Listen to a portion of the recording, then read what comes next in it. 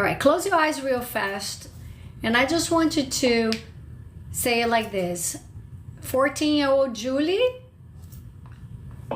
33. Yeah, no, but the 33 is gonna talk to the 14 memory, the memory of that trauma.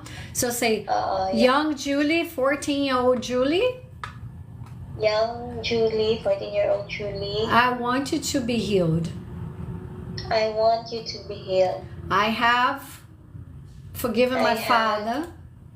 I have forgiven my father for molesting me, for incest. For molesting me, for incest. I do not need your protection anymore.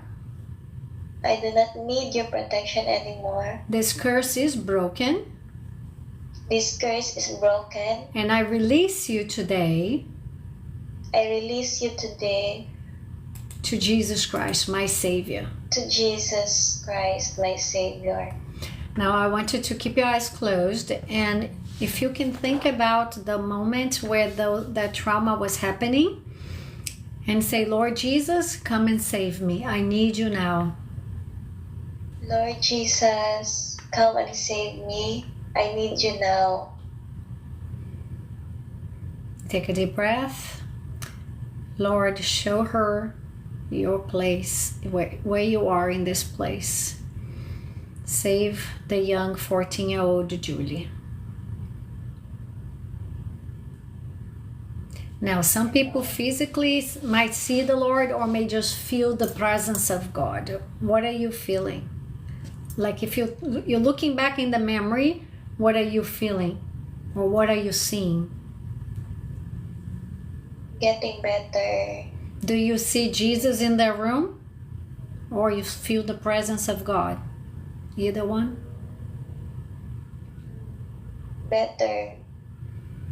Is your dad still doing things to you, or he stopped? In the memory, when you look back in your memory and you call Jesus, do you feel you're still being abused, or the abuse has stopped? My father molested me again when I was in, I think, 5 years ago, maybe. It happened again 5 years ago. Okay, but I'm specifically talking about that first time when you were 14 years old. When you say, Jesus, I need you, did you feel the presence of God? Did you see Jesus, or? I think I felt the presence of God. Amen. So say it like this. Young Julie, 14-year-old Julie. Young Julie. I release you now. Go with Jesus. I say goodbye. I release you now. Go goodbye. With goodbye. Now take a deep breath. With Jesus. Take a deep breath. I'm going to pray for you now, okay? Lord, I ask right now, Holy Spirit, to every partition in her soul that came with abuse, molestation, to be made whole. Be made whole. United in one. All the trauma go in Jesus' name. The harassment that came with that trauma leaves now in the mighty name of Jesus Christ. Jesus. I thank you, Jesus, for removing the partition of her soul that came with that trauma right now, because she forgave.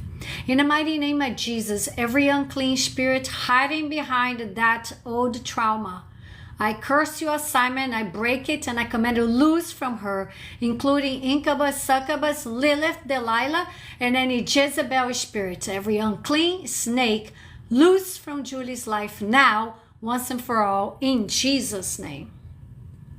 In Jesus' mighty name. Take a deep breath. I see you, Evelyn. We're going to have to get back in here because I have to turn off. I actually passed the 1 minute passed already. You come to the church. We have revival every 2 weeks. We're going to be there. So I'm talking to Evelyn now. In Jesus' name. But look, take a deep breath. How are you feeling, Julie? Getting better. And Amen. I think, I was told that the demon was getting stronger, but now, yeah, Do not believe lies, man. That whoever told you that was planting a bad seed. You gotta come out of agreement with that in Jesus' name. Amen. In Jesus' Listen, name, are you struggling in sin? Are you struggling with masturbation? Are you in sexual sin? Are you feeling lust and stuff like that? I have a lustful mind. It's because of the demon, they said. So when the thought comes, you rebuke it. Says, unclean spirits, get out. This is not me. I do not agree with this. I'm a pure, holy child of God.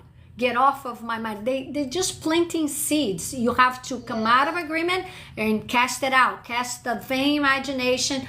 Pull down the stronghold and say, no, not in this temple. I'm a holy child of God in Jesus' name.